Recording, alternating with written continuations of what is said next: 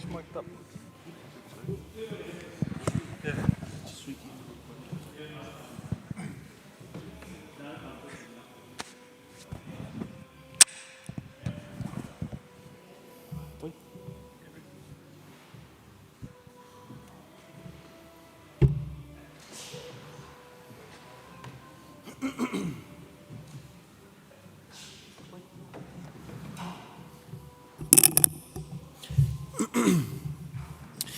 Mo iarara te rangirunga nei, mo iarara te papairaro nei, mo iarara te kahui ariki, te kahui tipu, te kahui atua. Tuku ana i te reo kia rere, tuku ana i te kupu kia taka, tuku ana i te take kia mau e ha. Ue hā nuku, ue hā rangi, ue hā tāne nui a rangi nā nei, tako te rangi nei kia tūhaha, kia tūke ana rangi, tūke ana nuku. Ka tangi te hau, ka mātau, ka wa te heo marama. Whāno, hara mai te tōki, haumie, hui e. Ai, A kāte e te whānei tēnā tātou, tuatahi ake, tikana kia mihia, o tātou mana whenua tēnei rohenei. Kei ngā iwi o te Atiawa, Ngāti tō rangatira tēnā koutou. Aotirā e whai whakaaro tonu ana, ki tō tātou ariki nui kia kuini ngā wai hono i te pō rire hau, pai mā rire. Kāti, tēnā tātou, ka tau mai ki tō tātou whare. Mihi ana kia koutou, kei aku rangatira, kei aku tohunga, ko tau mai ki te whāngai te marea nei, e noho mai nei tō tātou whare, tō tātou marae o rongo marairoa, i raro i te maru. O tō tātou whare, te hono ki Hawaii ki o tirā, kei te hunga e mātaki mai ana, i purangi a tātou, mihi ana kia koutou tēnā tātou. Just quick housekeeping e te whānau, whare paku, just around the corner over here, closest door to your left. And in case of an emergency or anything, just follow our hosts. Our hosts will look after us in case of an emergency. Ka pai? Ka pai. And just a quick pānui before I pass it over to our Chief Tamahou to take our kōrero. Straight after our panel talk over here, we're all going to shoot over to the He Kaupapa Waka exhibition for the closing ceremony, Karakia Hiki. And everyone who was here today is more than welcome to join us for that closing karakia. We'll have a little timo kai in Hine Titama just in the room behind you. Ki te whakanoa, ki te hiki i ngā tapu, kātahi, ka wā te tātou te hoki ki a tātou mahi. Tēnei te mihi ki a tātou kāti, ke taku rangatira Tamahou ka tuku i te rākau ki a koe.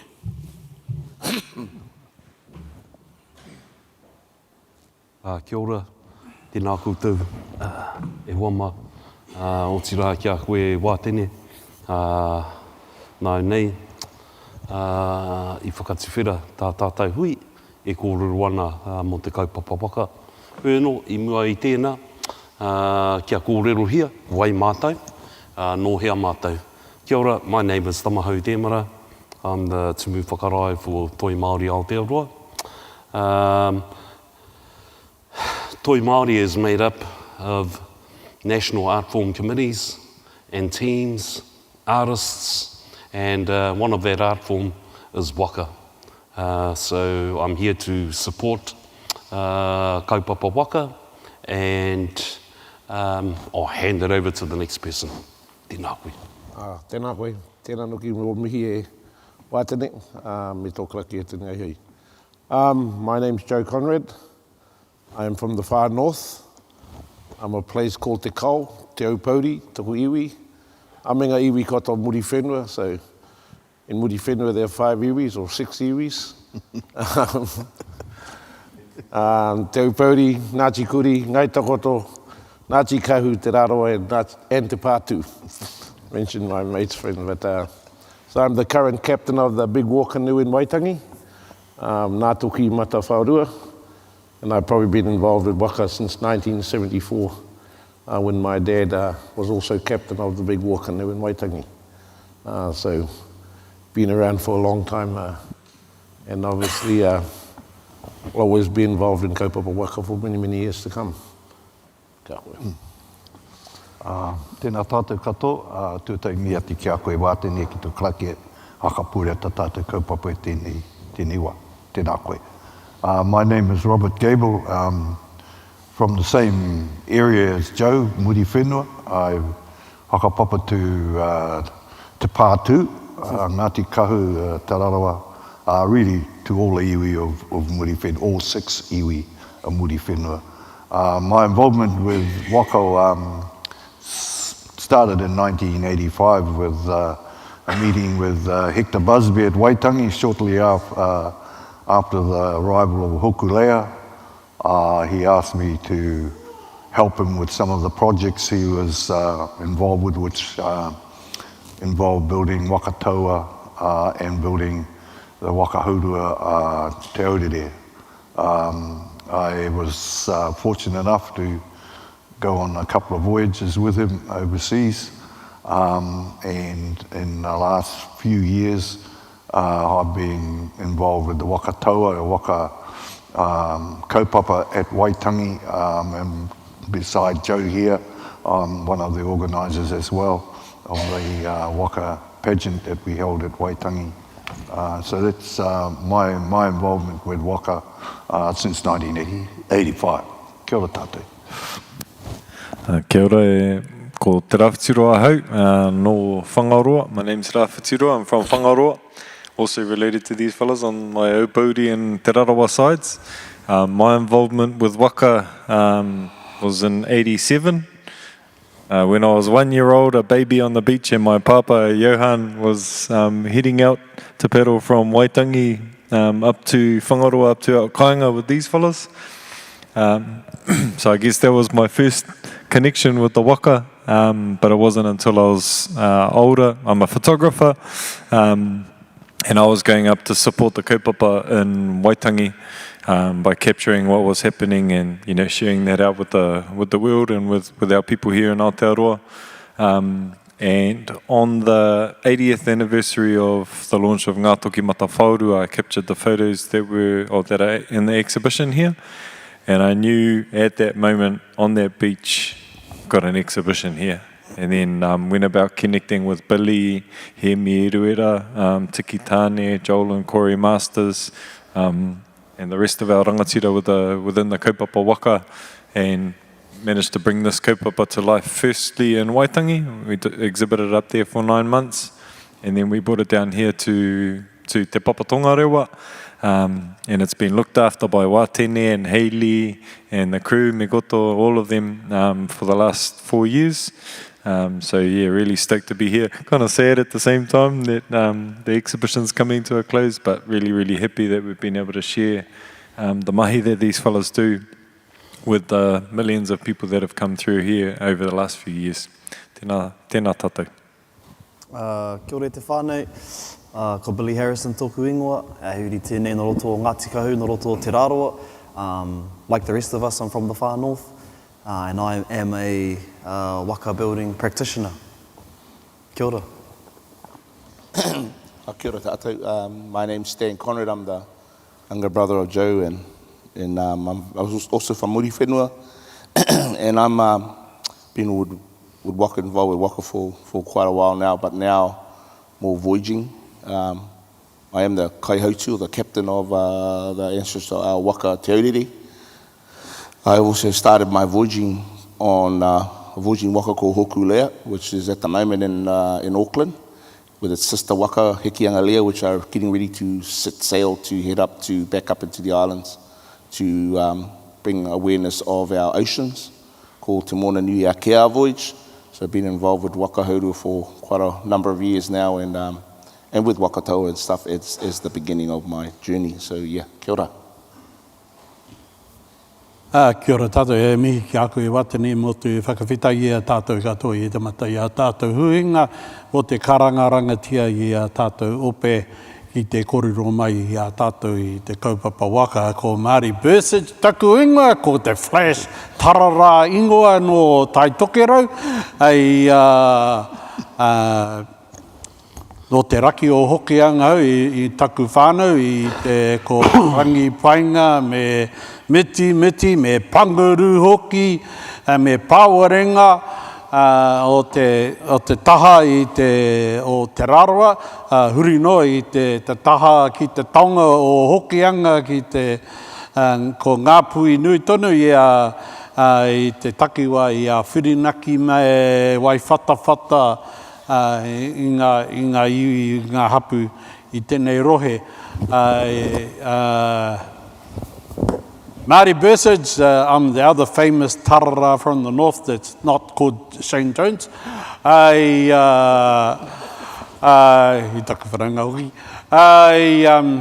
I've been involved in Ngātoki Matawhāorua since about 1980 as a young fella, and then where I transitioned to one of the leaders, section leaders on Ngātoki Matawhāorua. I was talking to Rawhiti's dad saying that the trip to Whangaroa on Ngātoki was my first command. I was in charge of the front section, and I've been with the Waka Ngātoki since then, where I'm now also one of the senior leadership group that hosts Kaupapa Waka at Waitangi every year with Ngā Waka o Tai Tukaro with Rob and Joe as the other senior leaders at the Kaupapa. So I've been there since that, and where it used to be in the 80s, we had one waka, it was just Ngātoki Matawhāorua, and used to be 70, 80 males, and our wahine were our kai karanga, our cooks and everything else, to now we have multitudes of wakatoa and kaihui, tāne and kaihui wahine that are involved in our kaupapa, within our kaupapa at Waitangi this year.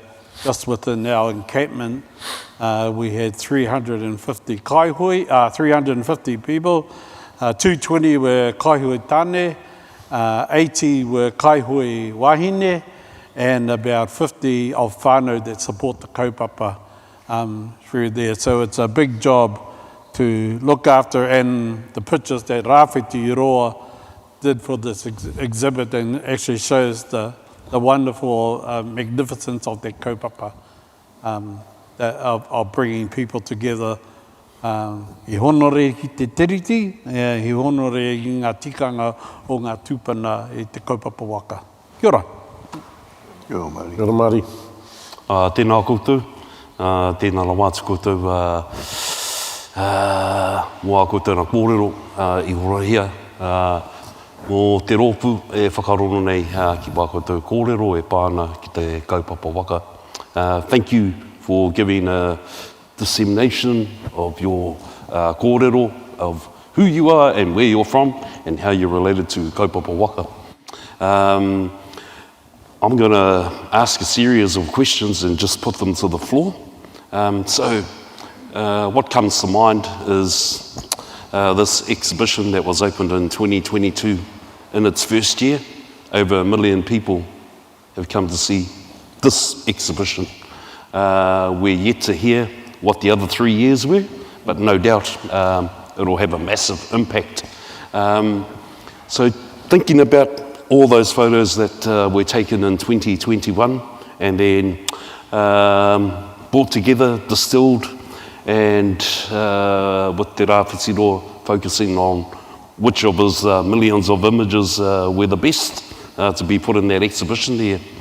And hearing from the panellists your experience around kaupapa waka, whether it be voyaging waka, and the myriad of waka that are used today. Can you talk something about the revitalisation of waka and when that may have started? Kia ora tātou.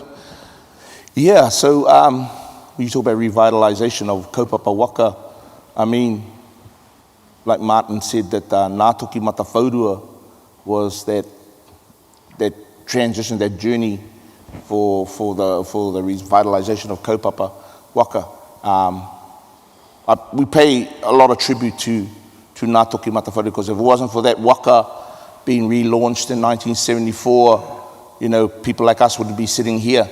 And through that canoe, that waka being launched, it started this journey for everyone to go through and through those times of being on Ngātoki. And then, of course, along came 1990 when that pānui or that challenge was put out to all the iwi to build waka taua and bring them to Waitangi for the 1990 celebrations.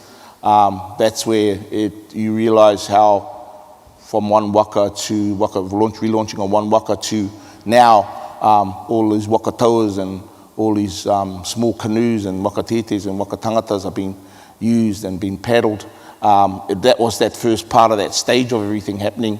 And then the arrival of Hokulea on its voyage of rediscovery and to Aotearoa, it gave another journey of waka. Because you think about it, we were all brought up, schooled in the old school about our ancestors being accidental sailors and people of the storm, and they drifted here. And that arrival of Hokulea to Aotearoa and having one of our elders, our stream elders, Sir James Henare, being such a proud moment that it sort of changed a lot of how people saw us as people here in Aotearoa, that we weren't just people that paddle waka, we were people of the ocean, we were people of voyaging heritage. And that arrival of Hokulea in 1985 was the journey of us getting back to our voyaging past. But at the same time, it uplifted our waka tauas, because a lot of people always think that we paddled here, from across the ocean. And that's what people saw us. That's the perception of how we came here. And those are the sort of things that, through the journeys of having our waka and being part of our waka kaupapa, that we've stuffed all that out of the way and really seen at the other, the real side of how our people got here. And through the voyaging waka, and now with our voyaging waka Te Aurere sailing in 92 on a maiden voyage to Rarotonga, that just took it to another level. And now we've got this big resurgence of voyaging wakas throughout the Pacific and here in Aotearoa itself. But at the same time, we have our waka tauas that we celebrate at Waitangi every year. So from that early beginning to now, it's just taken off in a point that our resurgence of our waka kaupapa has just gone to these different levels, and now we've got the next generations of rangatahi, tāne and wahine, carrying on this amazing kaupapa of waka, and it's brought pride back to our people, and brought that identity back into us and who we are, not only people of Aotearoa but people of the Pacific, and it's really opened the routes that our ancestors sailed. Now that we sail them, those same routes that they sailed, we navigate those routes traditionally, and it's now become a part of us that we just do these voyages through the Pacific to learn, to continue that knowledge that was lost, and to pay homage and to honour those ancestors of ours that we got here. And it's the same with our waka tauas, with our wakas that we paddle at Waitangi. If you ever go there, you'll see the pride in our kaihoi, the pride in our leaders, how proud they are to paddle. And then you see the likes of our canoe builders, their hands have built canoes, and all that sort of things come back, which I think us older ones never saw, never seen and never experienced back in those times. There was that sort of art, that tradition that we never sort of looked at back then, but now it's become such a great part of who we are as a people, and that's pretty cool, pretty important in that sense, yeah. Ka pai Sam. E kōrero anō wā koutou? Rob, Joe, Marty, Billy. It's things about revitalisation and the power and imagery of Kaupapa Waka. The ideas come from 1940. when Ngāta and the chiefs of our leaders of our time decided we needed to have something symbolically Māori to celebrate the 100th centenary of the signing of Waitangi. Of course, the idea was to have a great fleet of waka, because within the waka and the person credited as Puia Herangi was said with the restoration of Te Whitika, that in the waka, the stories, our history is told along the sides of the canoe with our ancestors and carvings in the canoe. The front of the canoe with the shaping of the tauihu and the elaborate designs there not only showed the mastery of use of wind, but also told the stories of our people. With the tiko that's there, it tells us whakapapa of history connected to that canoe, that people on the waka need to be working in unison together.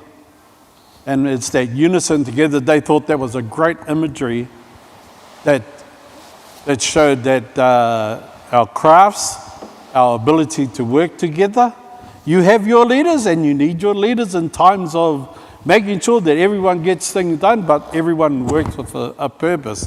And so the idea was to build a fleet, but because of the war, it was one canoe was commissioned, which was Ngātuki, that's built at Waitangi there. Te Puia had commissioned Piri Tautapa and a few other carvers to come up and carve it from Tainui to help to build that canoe. And we had our own carvers from the Hepiri whānau and others from Tai Tokero that helped with the construction. And that's how we celebrated the 100th centennial of the signing of Waitangi, by showing the magnificence of waka and our people working together in times of, which at the times half our people, men were away at war, but they were still able to come together for a purpose, for the construction of the waka, and that kind of kaupapa carried on to 74, when after a few years the waka was kept at Waitangi and decided we needed that motivation, that same dream, that moimoia about motivating our people to working together. And so Ngātuki was relaunched again, and for a few years, people say, "Oh, we're not political." Ngātuki is not political, but for us, it's about. That's what actually shows about us.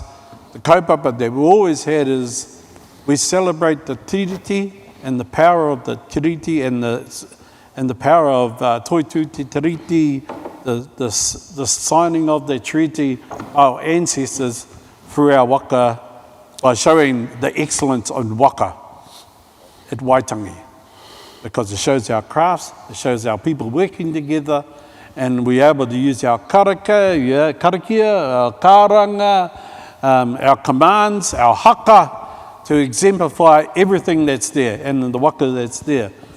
And then that flourish that we finally came in 1990, well, the idea of a fleet was from 1940, we should still have a fleet. And that's where all the waka came back in 1990. And that was probably the really biggest thing of revitalisation of waka then. And it actually allowed each of those areas to develop their own waka, go back to their own communities, and take their kaupapa with them into those communities. So it didn't just become a Tai Tokero thing for the treaty, it became a thing for all of those areas that they should be celebrating their crafts, they should be celebrating their tikanga, they should be celebrating everything that comes with the kaupapa. And to where it's flourished now, and that's where I give credit to Rawhitiroa and Billy, and for those exponents, for the exhibit they got here, in Tikitani for his thing, because it's a whole intermarriage of the things that within waka. It celebrates the art. It celebrates kotahitanga, being together. It celebrates our tikanga. It celebrates, you listen to the words of the waiata and the words of the haka that performed. It's all about unity. It's all about the positives that come out of Kaupapa Waka, but Kaupapa iwi katoa. Over-explain? Kia ora. Ka pai. E kōrero mō wā kōtou? Kia ora, kia ora. I'll just tautoko what's been said. Prior to 1990, we probably had no more than 10 waka in the country. And with the advent of 1990, there was a resurgence in the building of waka throughout the country. And that was celebrated at Waitangi in 1990 with approximately 24, 25 waka. From that point on, and we got to acknowledge the role Hector Busby, Hekanuku Mai Puapi, played in that a huge number of waka were built from that period on, starting with Waka Haurua, Te Aurere, and a huge number of waka taua, waka tete, probably getting up to around the 30 in number. And together with that resurgence came of taking waka offshore. Our waka haurua being to the three corners of Polynesia, to Rapa Nui, Hawaii, and of course from here, together with our waka taua that have been to different events around the world, starting with the Cook Islands, San Francisco, Valencia, and in recent years, last 10, 15 years, in Europe and Leiden. So that sort of all coincided with the resurgence of waka. And nowadays at Waitangi, we're getting consistently now 20 to 25 waka turning up at Waitangi now. From pre-1990, we used to only have one. And that was Ngā Toki Matawhauria. So in the last 30 or 35 years or so, waka has really surged forward in terms of numbers and enhanced our kaupapa. What we're finding, a lot of our young people coming home at Waitangi, coming from Auckland, from different places, just to reconnect back with kaupapa waka, but with their whakapapa, with their tikanga, and for some of them, that's the only time that they have their opportunity every year to reconnect with their ancestry or whakapapa. So resurgence is still going on. And with regard to the photo exhibition, that's really highlighted the beauty of our kaupapa, and we appreciate and acknowledge Rawhitiroa for the work that he's done, which is a real record of, at an instant, 2 years ago, of Kaupapa Waka at Waitangi. Kia ora tātou. Kia ora, Rob.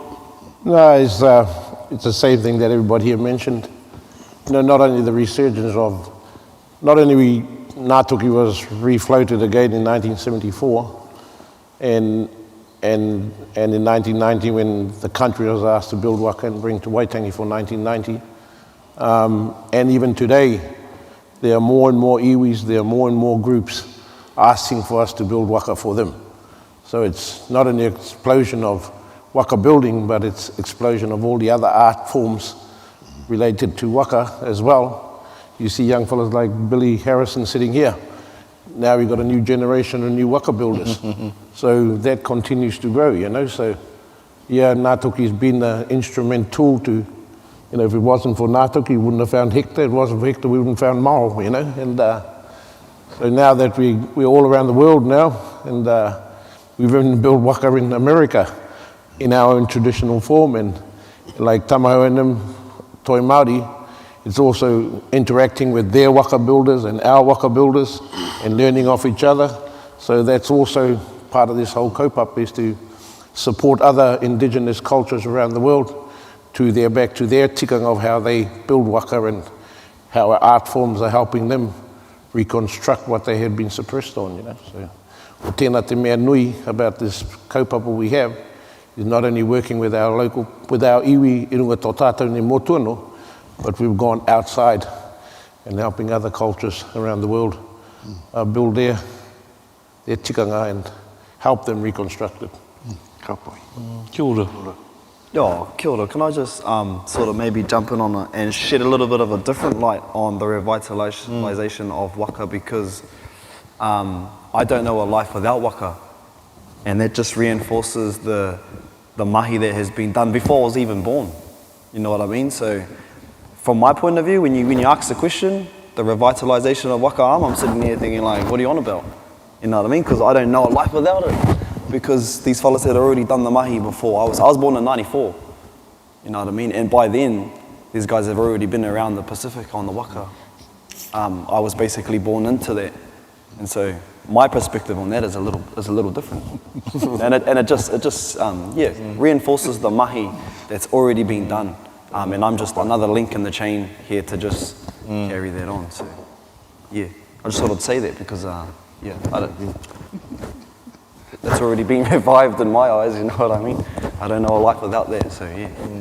And there's the fella that's going to be building the waka now into the future as well, so mihi nui ana kia koe. For me, like growing up, I saw waka, and I had my dad's koi that he had when these fellas were peddling ngā toki. They all had their koi and stuff like that. So I always heard stories about that one time that they paddled for how many hours and hours and hours from Waitangi non-stop all the way up to Whangaroa. How many hours was it? 11 hours. 11. That's a long time. They have no breaks. But, you know, I heard these legends, and then we'd seen, you know, in stories. And we grew up singing Ko ngā waka e nei, hoia maina, talking about hoia, like paddle. And these stories about our people paddling from Hawaii. And I was like, that's a long way to paddle. If my dad got really tired going from Waitangi to Whangaroa, and that's not that far, how did they paddle from Hawaii, which is way, way, way away? And then so, you know, lucky in my journey, I've been fortunate to connect in with the Kaupapa Waka Haurua as well and do some voyaging across the Pacific. And it was then, you know, standing on the waka as we pulled up an island. Our navigator, Tua Pittman, he said, half an hour right there. Hold the line and stop talking while you're on the hoi, because I was on the hoi and I was chatting, and you're not supposed to talk when you're on the hoi, eh, uncle? Anyway, half an hour later, exactly, because I checked my clock, this island started coming out of the water, and we started pulling it up, and it got bigger and bigger, and it came out of the water, and there was Aitutaki. And after experiencing that, the story that we'd heard about Maui pulling up the tika Maui, I got to experience it for real life, and I was like, man, that's not a story. That's just a way to carry our history. And so that was that really powerful thing. And then seeing all the waka at Waitangi, you know, as a young fella going up to Waitangi sometimes, I remember going up with Dad and my grandmother, Nana, and going over to hongi ngā toki. And I remember I was having a cry or something. I didn't want to hongi the waka then because I didn't know why. Anyway, but now when we go back to Waitangi, we always reconnect with the waka. And going back, and I was up there shooting, I'm a photographer. I was taking photos of all the different activities that were happening, and then I talked to some of my boys who were kaihoi on some of these waka, and they said, oh, we'll be down there in the morning, down on the beach. So I just finished doing stuff up the top at Te Wharerunanga, and I literally ran down with my backpack full of camera gear, ran down, chucked off my shoes, chucked my backpack to one of my mates who had a stall, and then I went out with my camera. And because I already knew a lot of the people, I was able to immerse in that space and capture these photos that like we talked about, other people just don't get there.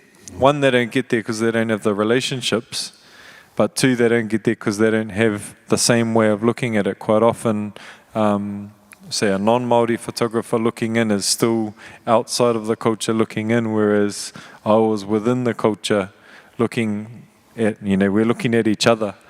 And in terms of the revitalization, I'm a young buck too, like Billy. Not as young as Billy, but still a pretty young buck. But I don't know the world without waka because my dad was a waka paddler. But growing up and then seeing how important the revitalization of waka is, because they're not just a vehicle. It's not just the thing you get in and you paddle from here to there. Like these fellas are talking about, the whakapapas in there, all the traditional knowledge. Even just the knowledge to carve a waka by itself is a whole whare wānanga, is a whole university of knowledge, and that's just carving it. And then there's all the incantations, all the karakia, there's all the whakapapa, there's all the haka, the waiata, the motete, the karanga. There is so much mātauranga tuku iho, traditional knowledge handed down that is embodied in waka. And so capturing that on that day and going, man, really want to share the story, really want to get it out to more people, because the people that are lucky are the people that either get to be on the waka or the ones who get to see these fellas out there at Waitangi every year, or at the regatta at Tūranga Waiwai and Waikato as well. But for a lot of people that haven't experienced that, how can they connect with the Kaupapa Waka, and how can they realise that it's not just a bunch of canoes that people paddle from A to B, that it's actually a lot more than that. And I think that's one of the things I'm really grateful to have captured in this, is that when you look at those photos, nobody in there is acting. It's not a performance. This is a real embodiment of our culture. This is a real embodiment of our taonga tuku iho, of our mātauranga tuku iho. It is a real embodiment of culture. And that's what we're trying to communicate with He Kaupapa Waka. So if you haven't had the chance to get up to Waitangi, and I recommend that anyone that hasn't been, don't believe what you see in the media. Waitangi is one of the most beautiful weeks, a celebration of kotahitanga, of connection. The embodiment of the promise of the treaty happens up there, except when the politicians get there. But everything else up there is that embodiment of the mātāpono of Te Tiriti o Waitangi. But if you can't get to experience up there, that's what we were trying to achieve with this exhibition. And that's kind of why also it was really special to have it open alongside He Manurere Moana. So when you walk in the exhibition, He Kaupapa Waka is on one side, and that's the waka taua, the waka te kura, the waka tangata, the single hull and some double hull, but the paddling canoes.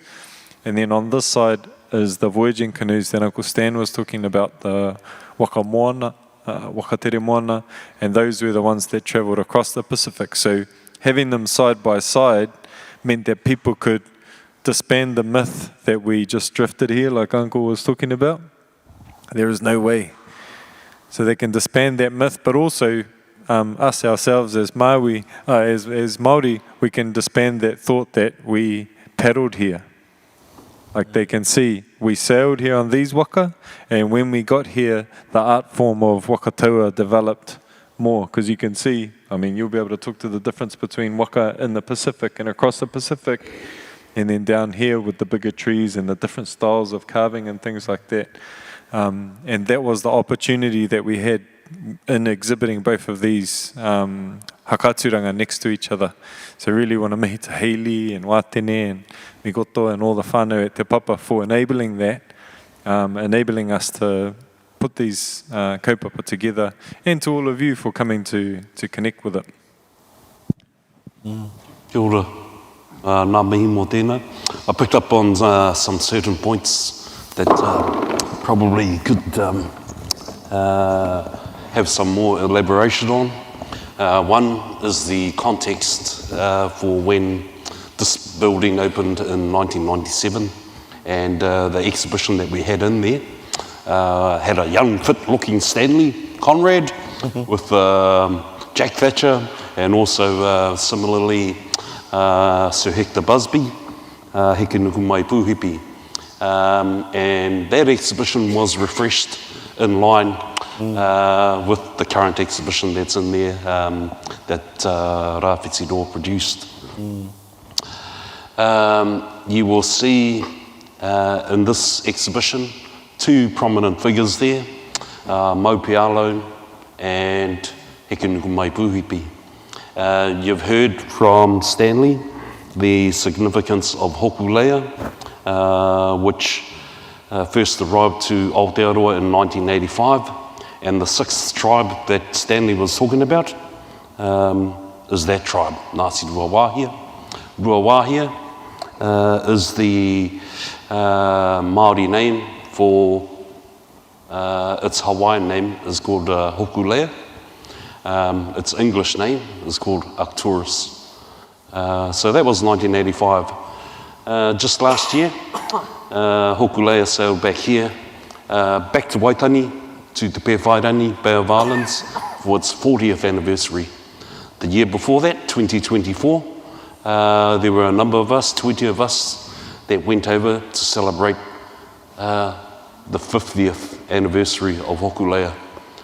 When I used to work here in 2000, actually from 1992 to 2006, the year 2000, it was the 25th anniversary of Hokulea, and it was pretty much at that time that I also used to manage the relationship between Heke Nuku Mai, Te Aurere and Te Papa, but Hector invited me to go with Stan in them to have a look at and be amongst the voyaging fraternity of all the islands that Hokulea touched throughout its journey in 1975. But one of the most prominent things about that revitalisation was that the person, Maupealo, came from a small island, Satawal, in Micronesia, and if you have a look at the makeup of all the islands within the Pacific there, it's into three different areas.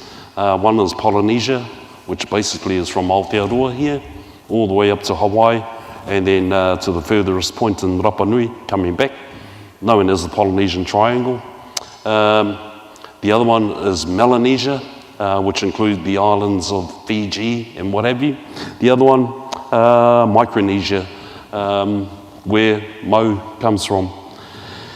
And you can have a look throughout all the interactives that are here in Te Papa as well, about how the world sits when you view it from those particular areas there.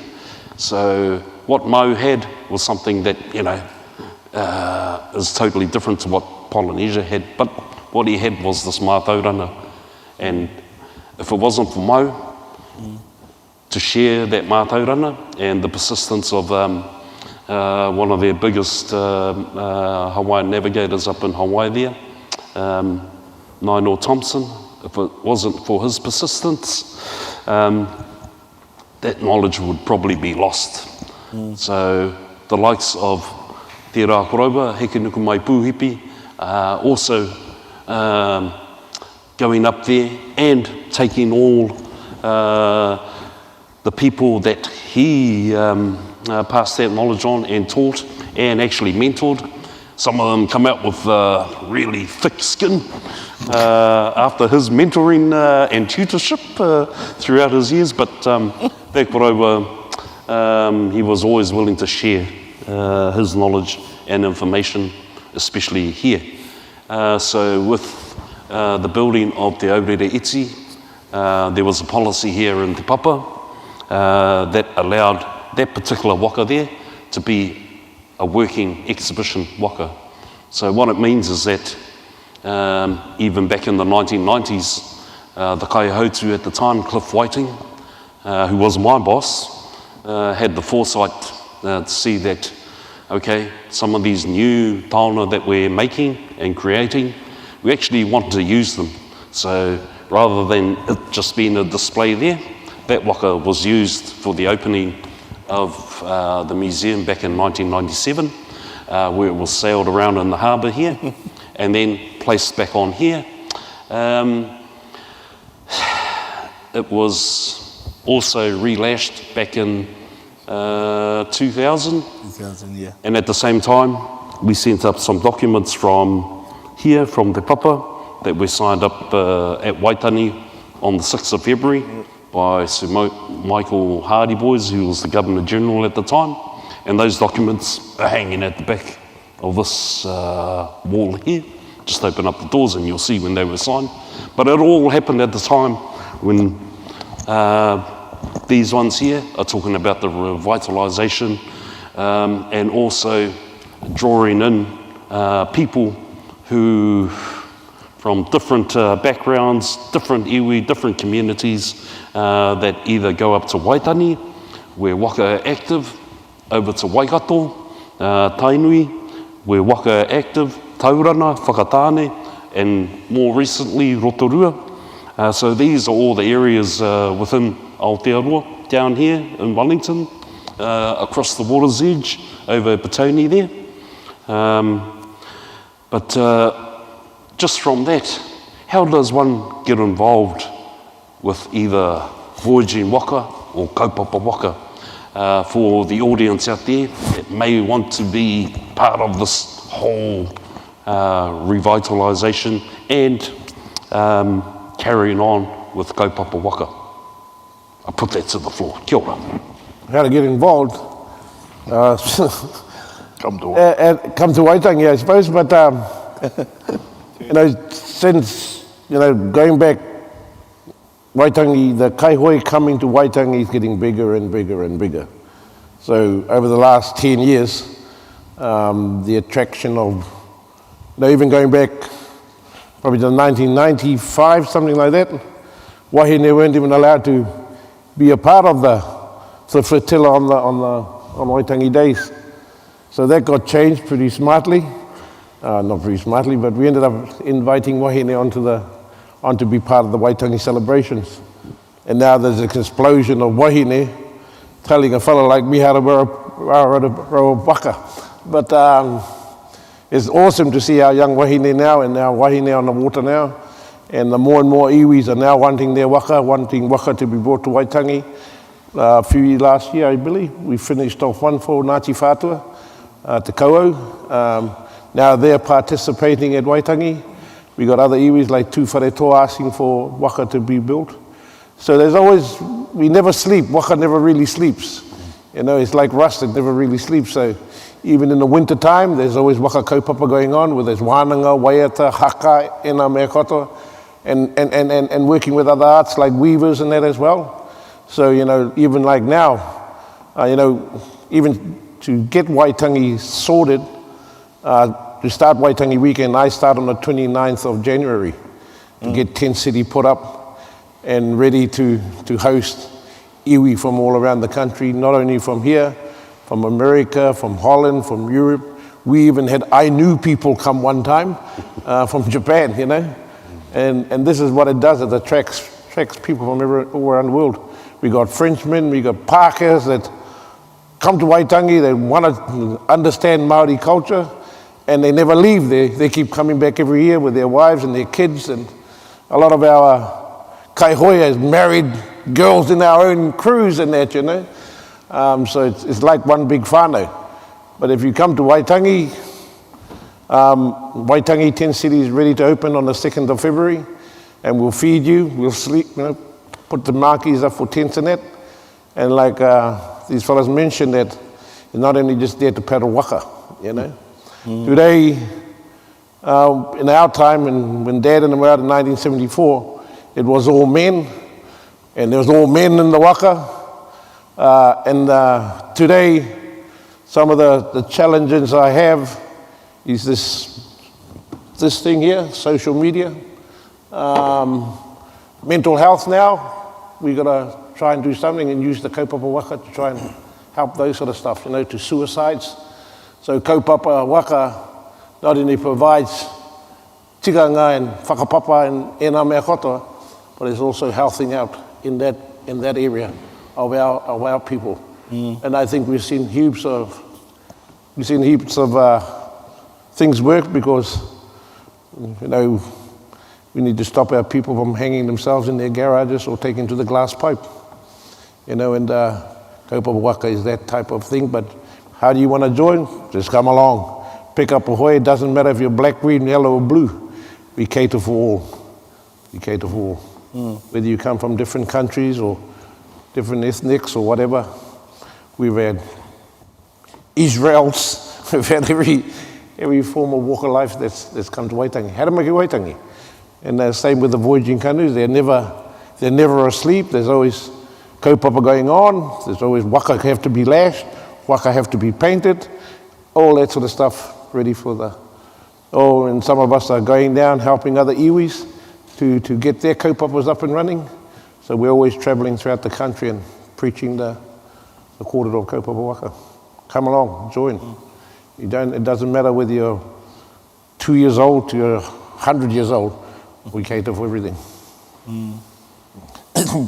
So, from the voyaging side of things, I mean, hokulea, te aurere, and when you think about those two wakas, it's done this huge resurgence on waka throughout the Pacific, and here in Aotearoa, we have a number of voyaging wakas here in Aotearoa, from te aurere, ngā hiraka, haunui, hine moana, te tai rāwhiti, te matawa Māui. We have these voyaging canoes that are all over the motu, and also we had this resurgence of voyaging trusts.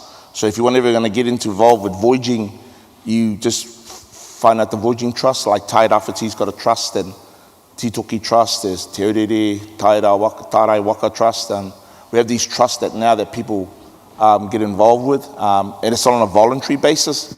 I mean, if you want to take the next step, the journey into waka hauru, you got the opportunity to do that. And now we have we're building schools of navigation up at Aurere and our tauranga, our kawhia, and down in Kahununu, Te Tai Rāwhiti, down here in Poneke, and down in Christchurch. We have these places where now our rangatahi and even our whānau are now getting involved in the voyaging traditions.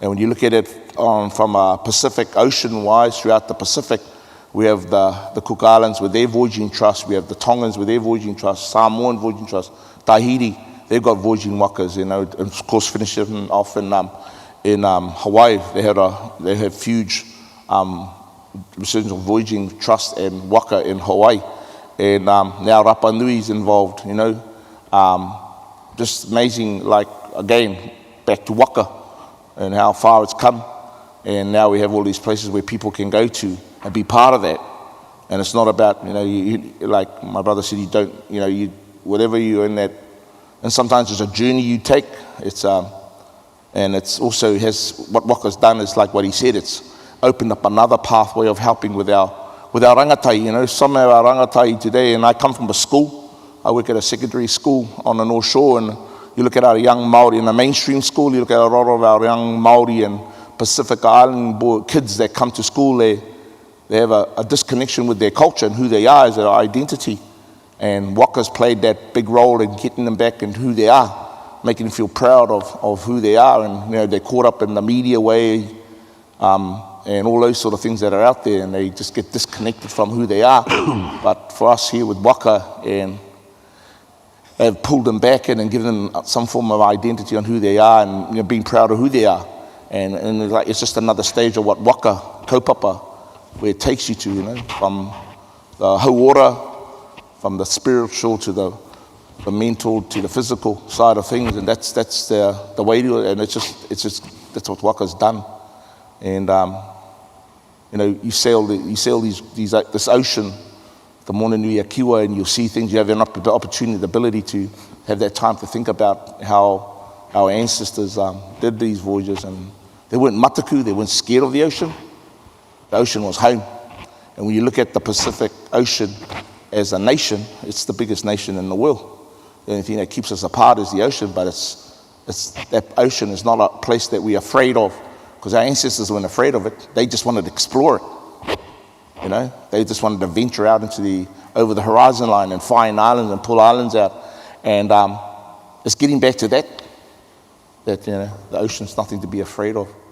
it's respect and learning, and it's a, yeah, it's a, and of course, you know, the waka's been that, that vehicle that's given back our pride on who we are.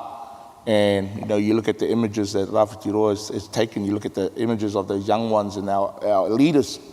You know, I walked through there and looking at those, and some of them are not there anymore, you know?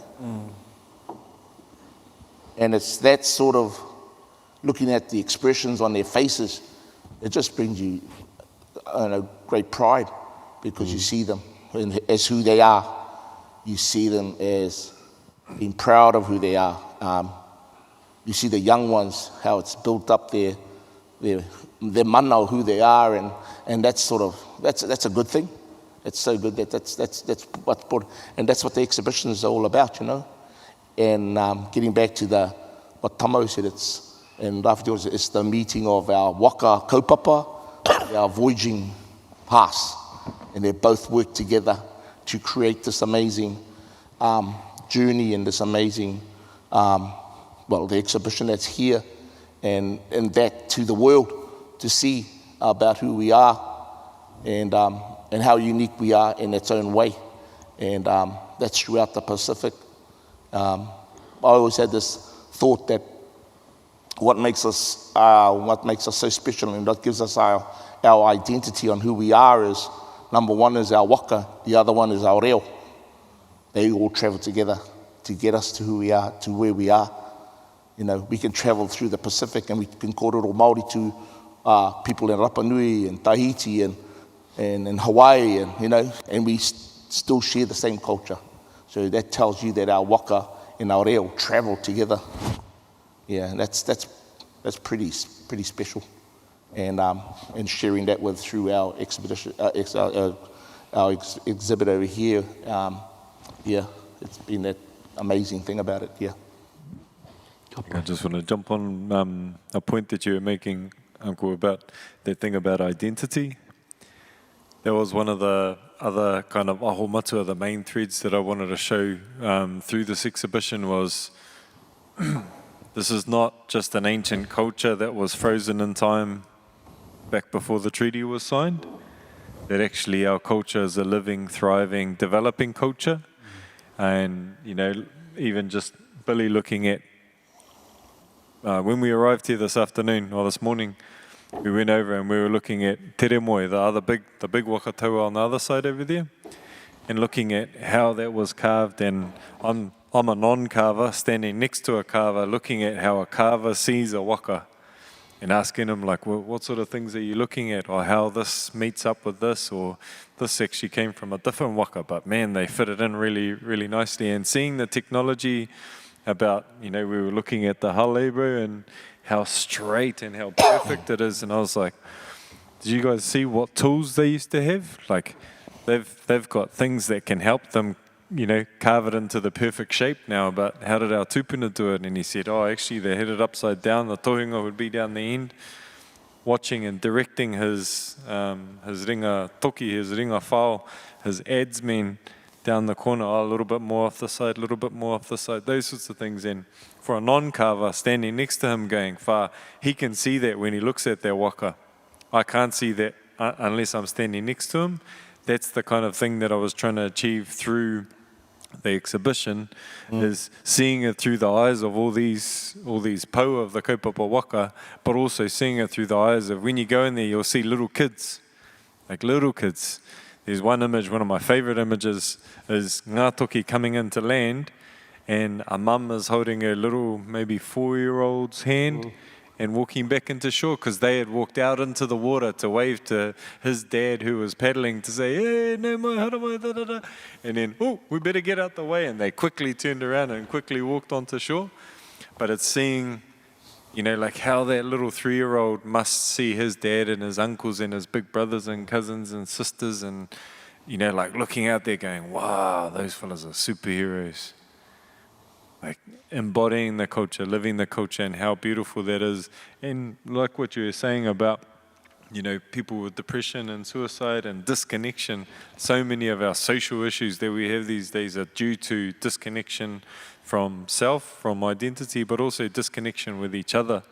And another kōrero that Billy was saying, you know, you can't, a waka represents a collective. You can't carve a waka by yourself. You can't paddle a waka by yourself.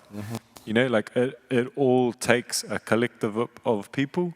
And that's what the waka embodies, and that's why you can see that sort of connection, that collective wairua that you see through the kaupapa of waka.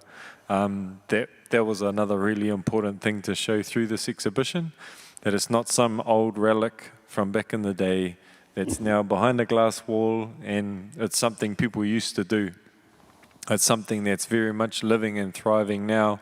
And yeah, from the long view of you fellas, it's still in its resurgence, but like what Billy said, he was born into it, and as a practitioner of it now, it's revived, it's here. And like all of these young fellas and falleresses that are paddling now, they won't know about a revival. They'll just know we do waka. That's what we do. Yeah, so it's really beautiful to be able to show that. Boy. Kia ora. Just picking up on some more important points there of waka, using waka as a vehicle for creating leaders, building leadership, and also picking up on the point from Robert, his earlier point about te kōrero heke nuku mai, building 30 plus waka in his lifetime, including 2 waka haurua. 10 of those waka were stationed and situated up in Hawaii, Maui, where he was carving waka up there, along with a whole lot of other Māori carvers and what have you that went with him over that 10-year period, including He Kaupapa Waka, which was organised by our good mate Moana Swan during that time. So just more so a question for Billy around, we've heard the importance of how waka are, both in the voyaging and kaupapa waka. That's a lot of waka around the country in that short space of time. There must be quite a few maintenance kaupapa going on, as well as not only that, but rebuilding or even building new waka. How difficult or in terms of trying to find the resource to actually build waka.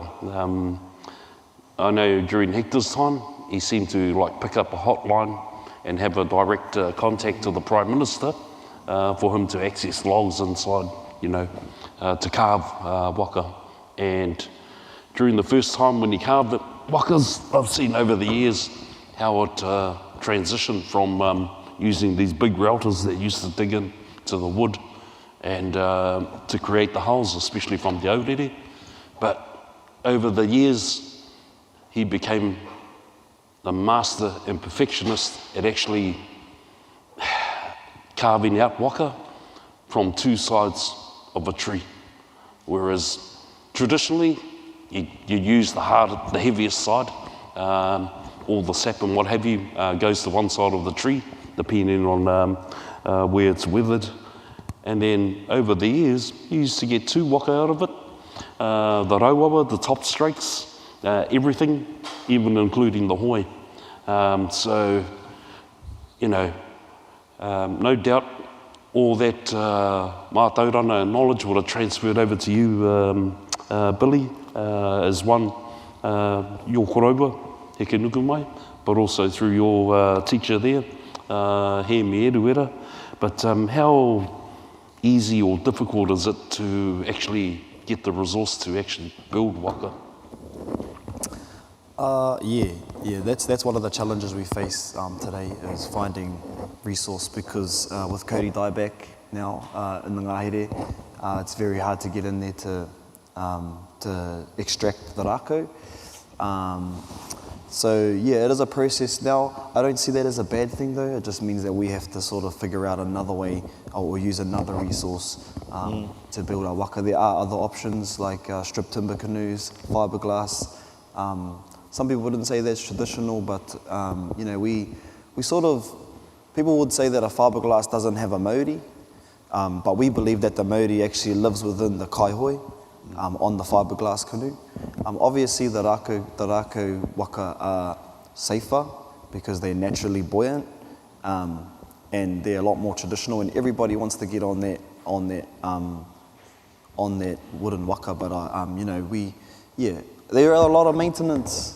We've already restored, I think, 4 of Hector's canoes in the last 2 years. Basically stripped it right back and replaced all the rotten timber, relashed. And we've made it a point to keep all of Hector's canoes on the water, just to continue on that legacy. So if I would say to people, if you are looking at getting a waka, make sure you have a maintenance plan. Make sure you have a 50-year plan. Make sure you have a whare waka. Make sure you have a team who can look after it. Because they can only be restored and they can only be relashed so many times before we're going to have to retire that waka. And so, yeah, just we have to be mindful about those things and where we're going to in the future. Because, yeah, our rako are taonga too. We don't just want to go in and cut them all down, you know. They're taonga and they're living. But what we have done recently is we've actually built a waka in the forest in Omahuta. And we worked closely with Doc to do that, and that was a 3-year process to even be able to get into the bush, and that was a cool experience. I think back to our tupuna rata and all the story about rata and the creatures of the ngahere, and when we were in the bush there, He Erura talks about it quite a lot, is that all the insects that actually came and crawled on the rako, and it made me think about rata. You know, and that story and the canoes and the canoe story. And so, yeah, that was a really cool project because it was the first time we actually cut the hull out in the ngahere, and we had to wash everything down, wash our boots, the truck, the trailer, the gear, the saws, everything that we took into the bush we had to wash every time we came out, which was twice a day, on the way in and on the way out, which is a massive thing. It takes, you almost have to be obsessed with waka. To be a waka builder, you have to be obsessed with it, because if you're not, then you'll just fall off it, and because it takes a long time to sort of, you're basically married to building canoes. It's not for everyone. But it's rewarding, absolutely. When you see all the kids and you see the whānau on the waka, I've retired myself from paddling now. I like to sit on the shore and just watch and observe how the canoe moves. And that's where it's at. Like for me, I'll sit back and have an ice cream with my kids and we'll watch the waka go past, and it's just like, you know, all that dedication, the time, the blood, sweat and tears is just all worth it in that one little moment when I see the waka go past. It's just like beautiful. Yeah. Ka pai, Billy. I'm not sure if I answered your question, but I tried. One thing with the Kōrero Hector, really the proof was in the pudding. He always used to say, boy, you can build the flashiest waka in the world, but can it float? So his test was put it in the water without nobody on it and just see if that taurapa, the carving at the back there, stood up straight and let it go. That's the test of the skill and the craftsmanship of building a waka. During 1990, iwi from all around the country were hastily building waka, but I think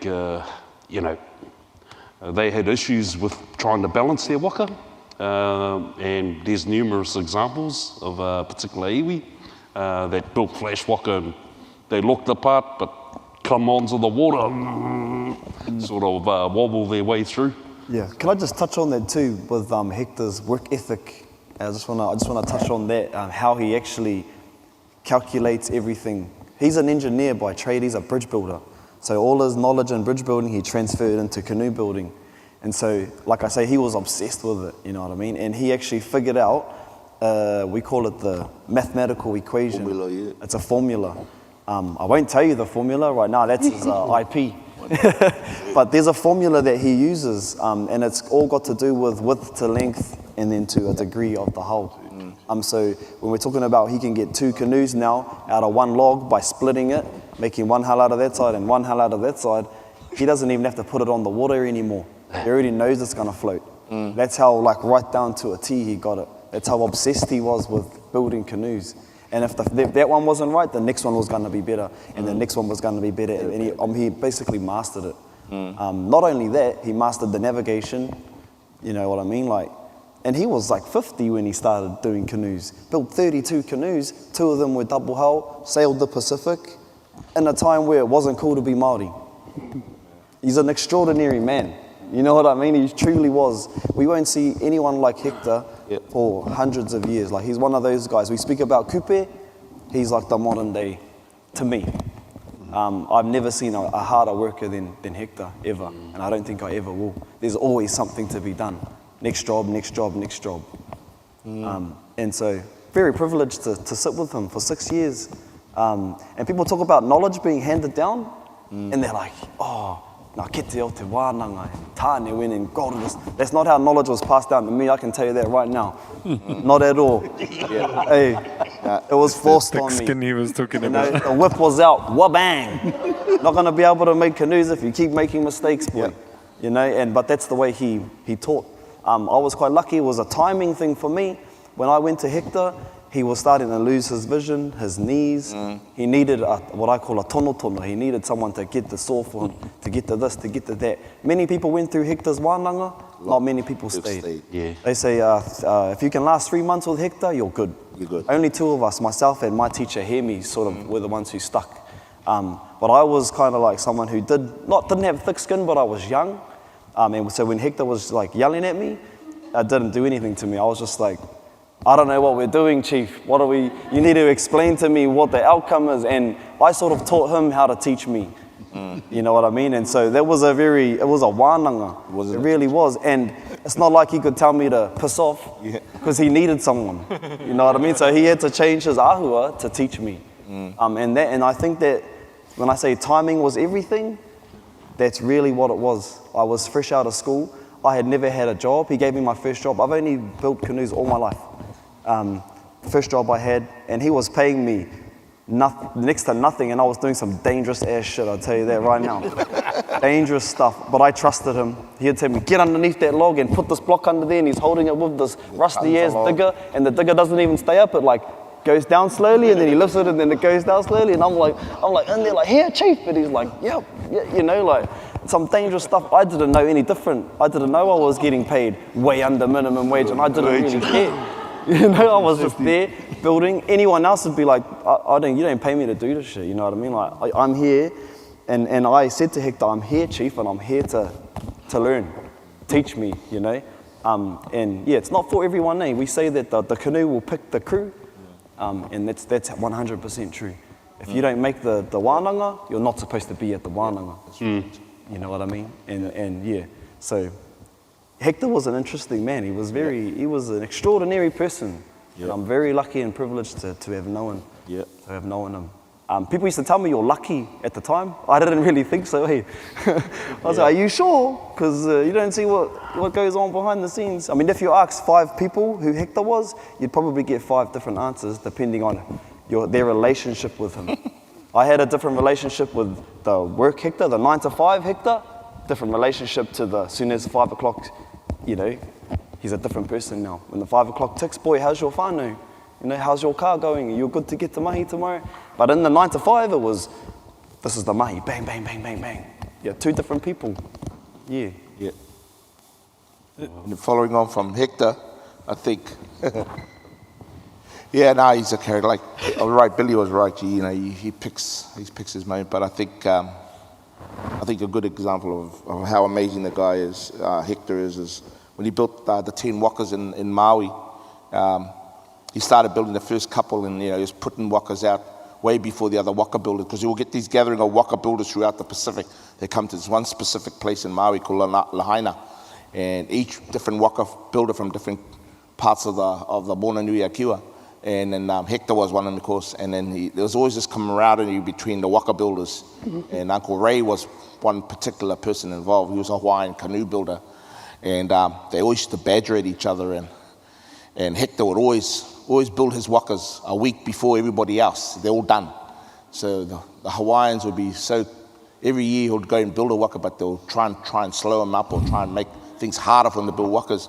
And then one particular time they gave him a log, which was bent like a banana. And they were all looking at it, and they all said to themselves, I don't know how Hector will build a waka out of this. You'll never get a straight waka out of this.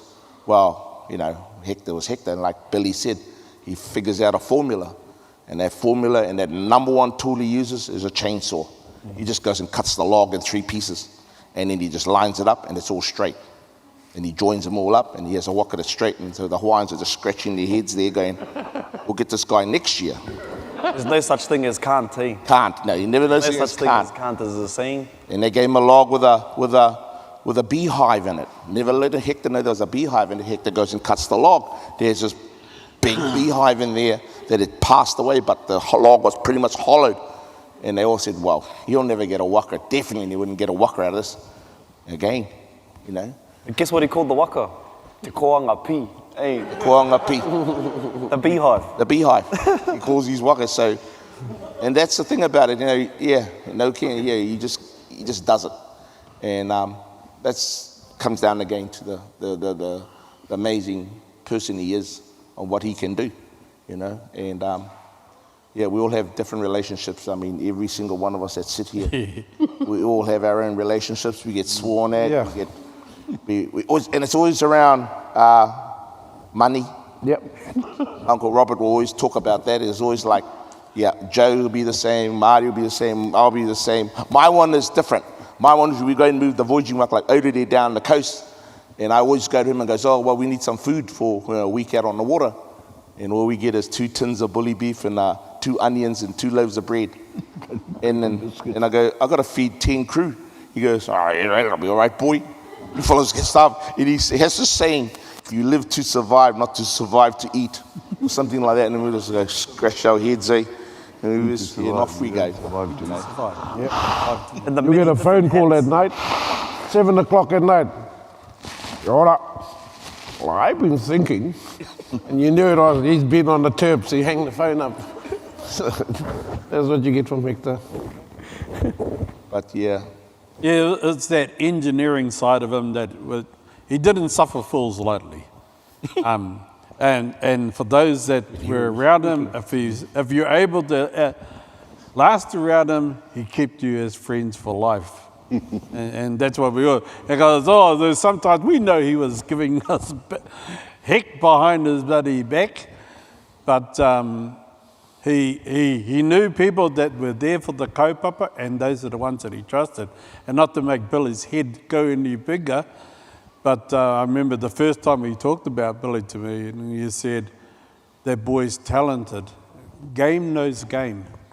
And that's what he got from Billy, and that's why he took him and Hemi under his wing as his 2 master carvers. Game knows game. That he saw that they had the same aptitude, the same commitment to their work. And they could tell you Hector wasn't always the easiest to think with, but if you kept in with him, you kept going with him, and then that he would always have your back 100%. And he always made sure that you were looked after. And that was within everything do. As an engineer, he was precise in everything that he did. Mostly because he was cheap. So he would look at the most efficient and the cheapest way to do things. But with what meager resources, he retired and went into his 70s, but he was still managing to get things done on whatever number was coming across as things, and then we would be running other things to try and to keep it going. to care after for the old fella. But it was, he was always precise in what he knew he needed to do. But within that preciseness, he also took his te ao Māori with him wherever he went. That he saw that it wasn't only just building something beautiful, there had to be the thing, the tikanga, the kawa that went behind it. So, which was making sure that the karakia supported right through the tikanga to building. He adapted tikanga. He said, well, in the old days they would be naked and only men go into wherever they building canoes. He allowed that, opened up that space for that for everyone. So, at least I'll let them wear their clothes when they're making their canoes. But he also had really clear examples about what it is. So when they're saying, you're using these flash chainsaws and routers to scoop it out, and he would go, when our ancestors built their waka, they used the best resources available to them. They didn't go get the oldest bloody ads and whatnot to think. They always made sure they went and got the best that was available at that time. So he had no problem of whether it was chainsaw or routers to shape, but he always made sure that there was that old tikanga that went with it. So the karakids went with it, that he followed the protocols around looking after things. Maybe his health and safety lacked a little bit every now and then, but his foremost was the end result was that people were safe, and that his waka was safe, and that the people he cared for were safe. And that was all about that tikanga around manakitanga, kotahitanga, and the tikanga in everything that we do. Kia ora. Just picking up from some of that in regard to the korowa there, heke nuku mai puhipi, there seemed to be a lot of character building going on and the different relationships there. But also, I don't think policies were developed around OSH at the time. We used to have a big photograph of Hector cutting shaping out the holes for aurere, and the bar on the chainsaw was about from me to the end of the stage there, and he's on top there, no shoes on, and bare feet, and the chansaw's going 100 miles an hour walking backwards to cut the sides off to form that hole. And I mean, we, in today's health and safety, well, God, I think those might have been developed up at Aurere at the time, how to do things. But e wama pai e rā kōrero, just thinking about what's happened with the development, the revival of waka in Aotearoa here. And now, you might have heard earlier on, there were some references to wakas being based overseas. One of them is a waka that was built by Hector in 2010 and then taken over to the Netherlands, Europe there. And I think over the years, that model has been used to build other waka around the world. And I'm just wondering if our panelists here can comment on that relationship, especially with the waka in Europe, and also with the waka that's up in the US as well, up in Seattle. Kia ora. I'll talk about the waka in Europe, and I'll just go back slightly about waka resources. We have real difficulty in getting Cody trees, as Billy has mentioned, and the Cody tree that was used to build the waka in Leiden and another waka that is in Te Pātū in the far north, was only the result of the Bay of Islands District Council at the time having a Kauri tree growing close to the road, one of their roads in a place called Ngaiatonga, and they wanted it removed, and it just coincided with a request by a group that I led for a Kauri tree. So we're very, very fortunate to help the council out with removing this tree, which was on a corner, and the corner went round there, and the tree was standing there, and they wanted to straighten the road out, and they didn't quite know what to do with the Kauri tree because, as you know, well known now, they're very rare in terms of having them cut down. So we're very fortunate to have that tree cut down, and thanks to the council, because I think, in all honesty, I think that might have been one of the last Kauri trees that was knocked over in the far north. And sort of just giving an example of Hector's resourcefulness, he managed to build 2 waka out of that tree. He sliced it sideways in half, and built a hull from one half and another hull from the other half. And one of those hulls was used to build the waka Te Hononga ki Aotearoa in 2010, and that waka was eventually shipped over to Leiden in the Netherlands. Now that waka is owned by Toi Māori Limited, here, based here in Wellington. I'm a member of the board, and myself and Joe are part of Ngā Waka Federation, which is a kaupapa focus group within Toi Māori. So the exemplar for that is that actually Toi Māori own the waka, but we managed to get the Netherlands government and Netherlands Museum to pay for it.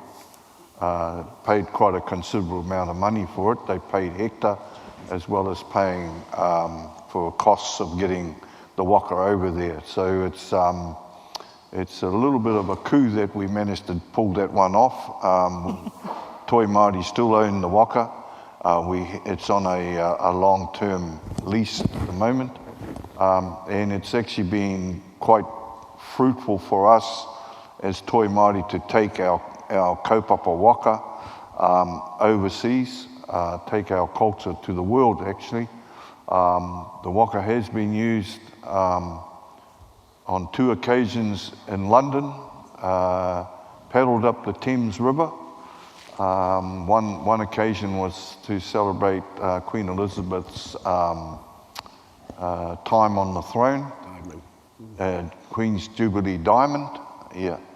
Another occasion was to celebrate Pacific culture in the world, which was celebrated by paddling waka up the Thames as well. So we've had 2 occasions in London. Another occasion was to celebrate 100 years for the end of the First World War, 1917 to 2017, in Belgium, in a place called Passchendaele, and the waka was used to highlight the end of the war by paddling it in the evening under floodlights along one of the canals leading up to Meningate, which is a place in Passchendaele. So it has been used quite extensively in Europe. We go over regularly to keep it maintained, and as Billy says, that's one thing we have to, as waka owners, we really need to have a plan to keep that waka maintained, and we've just come back from there last year where we quite a considerable amount of maintenance was carried out. But having just sort of concluding, we do try and take our culture to the world. We take our young people over there, give them the opportunity to showcase their culture, to to other ethnic area groups and other cultures and other people. And we see that as a great benefit for our young people, particularly those that are coming from sort of straitened circumstances who never get that opportunity to go overseas. And we try and keep picking young people that come, and in particular the ones that come to Waitangi and support the kaupapa at Waitangi every year. So it's two-way situation. They come there, they learn tikanga, they learn kaupapa waka. We have a look at them, watch them, and we select them and take them overseas as well. So that's one of the perks or benefits of coming to Waitangi and getting involved in kaupapa waka. I'll hand over to Joe with regard to our other waka that we have up in USA. Kia ora, Joe. Kia ora. Just going back, taking these waka around the world, and when we decided that the waka was going to go to Leiden in Holland, and we as waka people, we sort of struggled with that idea, because the waka is a tupuna to us. Like Billy pointed out, it has its own mauri.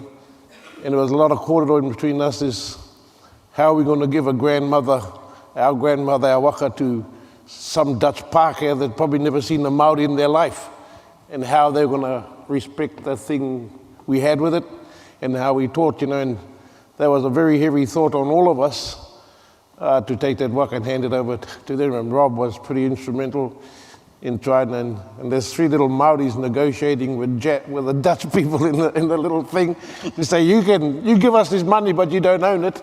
But and the Dutch conquered the world through commerce, and here's three little Māoris sitting in a little shed up at Hector's. But and like Rob alluded to, when we got to Holland, and there's these 18 Dutch boys that were selected to paddle this waka on the day, and here's these other Māoris walking in, and you just see the whole impact on them. What the hell have we got here, But and now that relationship has continued on, and they come down every year to Waitangi, and some of them are learning Te Reo Māori. They do their own haka. They're kōreroing. Now they're telling a Māori what to do as a Māori today. So that, and then when we did that Holland trip and built Te Hono and Tahimana, there's another waka there, so our wahine can paddle as well. But we started to go to we went to San Francisco to take Māori Arts Meets America, and to promote the long haul flights to America were just starting, and New Zealand wanted long haul flights into San Francisco. So then they called for a waka to be there, and our weavers were there, and then over the years, we found out this thing about tribal journeys. So all the iwis along from Portland, Oregon, right up into Alaska, I suppose, they travel to a destination through voyaging, through paddling. So then we got, through Tamahou and Rob and us, we got invited to join in the tribal journeys and paddle with them on their canoes. And then, some of their 10,000 people that actually go and paddle these journeys, So it's like Aotearoa hosting it in Wellington, and all the people from the north paddle down to the hosting nation. So that's how we paddle the other way from the south side and up. So and more our paddlers wanted to go to America, but then I thought, well, it's their kaupapa, so we're going to taking bums off their seats. It's about them finding their own tribal identities. So I decided that through discussing with Hector and Tamahou, and we should build our own waka in our own form, so our kaihoe can go from here without taking any bums off their seats. So at the point in time it's made, Billy Boy was a big part of making it up in Seattle. So in Seattle, the iwi there is the Suquamish tribe, and Seattle is actually a name of one of their big chiefs, Chief Seattle and Chief Kitsap. So along that journey, hopefully one day when that round beehive house over there give us some funding money, we might get across there and launch it properly and be a part of the journey, just like we're doing with Hono. And if there's any other Māori exhibition or activities, like we use Te Hono in Europe, that one up there can also go and be a part of portraying our kaupapa to the world. And I know Stan and them were up in Alaska a few years ago, working with some of those indigenous cultures. So it's good that we work along the same Pacific coast, because the same Pacific touches us here, so they're part of our big whānau as well. Ka pai, Joe. And just alluding to these wakas that are being stationed all over the world, actually, because of the revival, because of the relationships that are formed since 1974, since 1940, and then carried on through our art. I think there might be a point at some stage that those particular cultures that we have really strong relationships with, those indigenous tribes, do you think they would ask for permission to probably build and base a waka here in Aotearoa? Yeah, that discussion has been said a few times, and we hope to one day secure a log for them and actually carve it here or make it here, and be a part of their waka builders coming down here and working with our wood and working with like Billy and them. But yeah, there's a good chance that we will eventually build a waka of their form here in Aotearoa, and hopefully one day be a part of the waka fleet at Waitangi one day. Pai tērā whakaaro. E wama, just so you know, Toi Māori has all these other art forms, national art forms, so it's not only Kaupapa Waka that's influencing how we think, but also our contemporary Māori artists. There's a wharenui that was built over in Seattle as well, a fully carved meeting house. It's actually a weaving studio, and it's called Pai Mārire. It was something we started with our relationships with all those Salish tribes along where Joe's talking about. So at different points of time, we use different art forms to keep those relationships alive, whether it be through waka, whether it be through our carvers, whether it be through moko, our writers, weavers, you name it. And all these strands and relationships, we call it he aho mutunakore, an eternal thread that binds not only us here, because we have to make sure that the art forms are strong here in Aotearoa before we start taking things overseas, but only at the permission and at the request of our friends and artists who, you know, created these long line of relationships through the people that are actually sitting here on the seat. I've just been given a text by Wātene there. If I can open it up to the floor to maybe ask one or two questions before we wrap it up, and then we're going to proceed through to the exhibition to close it off. So, nō reira, I'll open it up to the floor. To those who might have any questions, and there might be a floating mic around. So, kia ora. Don't make the question too hard. We did it in the Maritime Museum. I can see you all stunned mullets. And, you know, mullets. Yep. There's a big kai, the kanai is a big kai up in the Tautokero there. We smoked them too. He reka, he reka.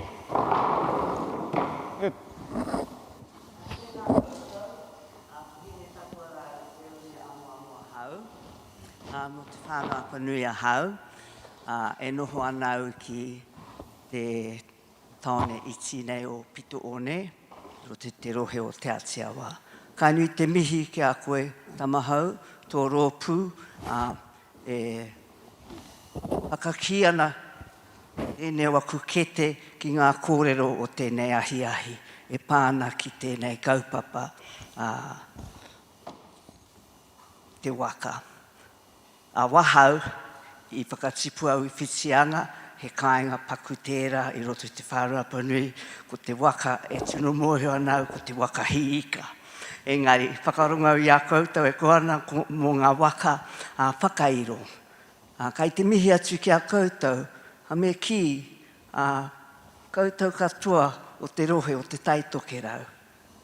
Ka hoki waku whakaaro ki e rā o ngā pakeke, kua tūtaki au I ngā wā kua hipa, o tēnā rohe. I noho au I te taho tētai kuia ko tōna whānau I heke mai I ngā kawiti, koringi, I mua I tana tāne a Bosch ngā kuru. Koringi he wahine haere ki te kura tuaru o turakina. No muri no atu au I whai atu iaia ka haere au ki tērā kura prehipitiri ana I Martin kua kati tēnā kura e nāne. No reira, ka hoki waku whakaaro ki tērā kuia rangatira he uri no te rangatira rā a kawiti. Mihi atu ki a koutou. Ladies and gentlemen, I'm just in awe of all the information I've got tonight about this huge topic of waka. I've seen this exhibition not too long after it was opened, and today I really came here by default. I was looking at Facebook yesterday and I saw a photo of a whakairo that's just been unveiled somewhere along this new walkway between Pitoone and Te Whanganui a Tara, and I thought, if I get on bus 83, which comes from Eastbourne, I might be able to have a peek and see where this taonga is that was carved by Sam Hauaho and son-in-law of the late Rangi Hettit and his team of helpers. Some of the names I recall, Sonny Davis of Tūhoi helped with this carving. I don't think I saw it on the way in. However, I thought, well, I've got the bus. I may as well go for a walk to Te Papa and just reacquaint myself with what's happening there. And I thought this hui had happened because I saw an email from Te Papa saying this event was to take place, but somewhere in my mind I thought, it's all over, so I'll just come and say kia ora to Rongo Marairo. And then I happened to go out and, the news is I haven't missed that closing ceremony. So I want to say thank you to Rawhitiroa, who I know mainly through watching television. And I happened to see him and I said to him, are you Annie Bosch's son? I knew Annie Bosch years ago when she worked in education here. And of course I worked with Tamaroa's parents, Hema and Po. So I'm thinking about some little booklets. I don't know whether they were readers or te wharekura booklets, but Annie used to have stories and little captions. And that's when I first knew about her. The school publications department produced those books. And next thing I'm at a hui for teachers of Te Reo Māori in Whanganui a Tara with the late Willie Carr, who used to be the big education officer guru below Amos. It's going back a bit. And I thought, wow, for huri te ao. And I'm just privileged to be here this evening. One question I have is, I heard the great stories about all your experiences, right through from those who talk about being part of the revival process of carving waka, and to you, Billy. I'm good at remembering surnames, Mr. Harrison, William. I've heard Willie, Will.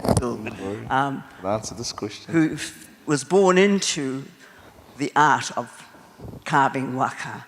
My question is, you're doing all this magnificent mahi, but your mentors, as far as I'm concerned, at the stage of your lives, and I'm wondering if you've talked about Heck Busby, and I was fortunate to meet him during the time of aurere coming here, and I brought school children from Hutt Valley High School to come and have an experience of saying tōkihi, tōkihi. And I went home and I said to my late husband, kai o moho te rā kupu, tōkihi, tōkihi. It hasn't left my head, I've heard it most of the day. And that was the actual keeping the beat chant, I think, that the students had to repeat when they were on the waka practicing. And it was a message from Hek Busby for them to do that, to keep the beat. So you've learned a lot from him, and you have him as your great mentor, but you're the mentors for the next generation, the mokopuna. And I'm wondering, have you got some tamariki mokopuna that you are continuing your art and crafts with, so it can live on through not just strangers, people from other cultures, but through your own whānau. Roa te kakao te paipa. Oh, tēnā koe whaia. Yeah, so at the moment, so I started my wānanga in Aurere, at Hector's whare. The name of that whare wānanga was Te Wānanga Kupe Mai Tawhiti. The purpose of that was to teach the art and the traditions of tārai waka. So there were 3 of us in that wānanga, but only 2 of us managed to graduate through that wānanga, myself and Haimona Brown. Since then, I stayed on with Hector for 6 years after the wānanga had moved on. So the wānanga basically closed. I stayed on with Hector for 4 years after that, basically right up until he passed away. And then I went on to another wānanga where I was a po, a teacher.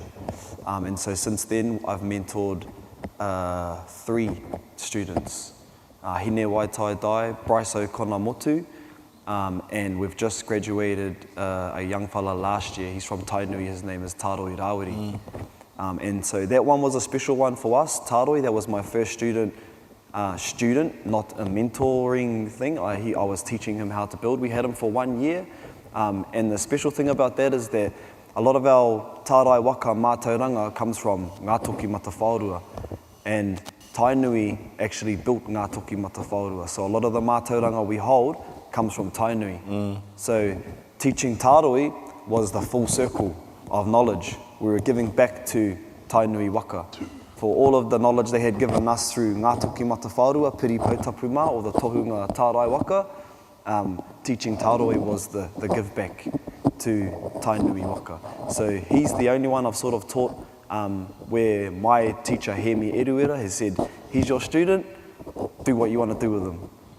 Yeah, and so for 2 weeks he was sweeping floors, like me, not to takahi mana, but sweeping the floor is one of the most important jobs in the workshop. And so very special student for me.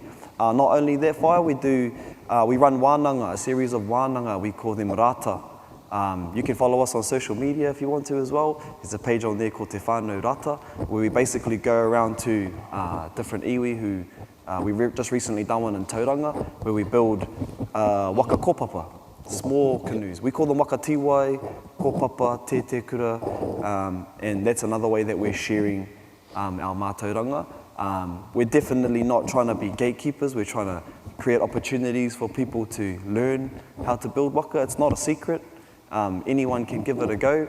But what I will say is if you are going to give it a go, make sure that you do your research, because people's lives are at risk when you are building canoes. We have a saying that's kia u ki te here I tō waka.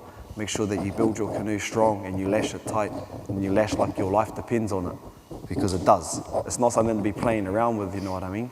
Because when people get on there, when your tamariki get on their waka, they're relying on your skills to keep them afloat, to keep the waka upright. And so, yeah, we do run wānanga. I'm also teaching as well at a kuratāiao up north. Tirito te kuratāiao, you can follow us on social media, it's pretty cool. And we're hoping to start building waka with our kura as well, to teach our kids. We're not looking for the one, we're not looking for the chosen one, we're just looking to make it accessible for everybody. Yeah, like I say, canoe building is a commitment. It's a lifetime commitment. And we're always learning, like I wouldn't call myself a master, not at all. Another saying of Hector's is you'll never know everything about anything. Because the more you learn, the more you'll realise you don't know anything.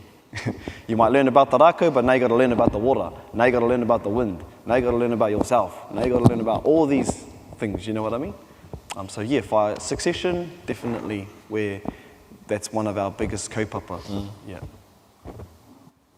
Yeah, mihi ana ki o kōrero, ki o whakaaro ki tō pātai e whae, and mihi nui ana kia koutou, kia koe tamahau, mau I arahi I tēnei taumata kōrero, I tēnei ahi, me tō hononga, tō maupū ki tēnei mea, ki te kaupapa waka, I roto I au mahi, I roto I tō oranga. Tēnā koe, o tira, tēnā koutou e ngā pau, ngā kauri o te wao, koutou katoa, ngā kauri o te wao, ngā kauri e tū ana hei taumarumaru I ngā whakareanga e whai ana I a koutou. Tainoa ki a koe e te ringa whao, e te ringa kura koe e tārai ana I ngā waka mō ngā mokopuna nei, e kōrerotia nei e koe. Tēnei te mihi ki a koe, tēnei te mihi ki a koutou katoa. I really want to acknowledge Tamahou for leading this conversation and for all of the mahi that he does within the kaupapa waka and all our toi Māori. Alongside Matua Rob, but also really want to mihi to all of these kauri that stand in the forest and rākau taumarumaru, sheltering trees that shelter the coming generations of waka captains, paddlers, supporters, and also Billy, who is carving the waka for the very mokopuna that he's talking about. Ko koutou ngā ringaringa e kawe ana I tēnei kaupapa ki te āpōpō, waimari au te noho tahi ki a koutou, me te hāpai I tō tātou kaupapa me oku pukenga. So I just feel privileged to be able to be a part of the kaupapa and helping uplift the kaupapa. So that brings our kōrero to a close, and for about 2 minutes, we're just going to have a little hui in the back room there, Isaiah, Kautema. We're just going to have a little bit of a hui just to align our tikanga, but you are very welcome to stay, and in about 5 minutes after that, we're going to go through to our exhibition, Ka Taki Ngā Karakia Hiki. So we're going to uplift the mauri of this exhibition to clear the space. So tomorrow this exhibition is going to be packed down, and we're going to be holding it with the hope to, I'm heading over to Japan on the 18th, and I'm going to go and be talking to people over there, and like what these fellas have already been doing, we're going to see if we can take He Kaupapa Waka over to Japan.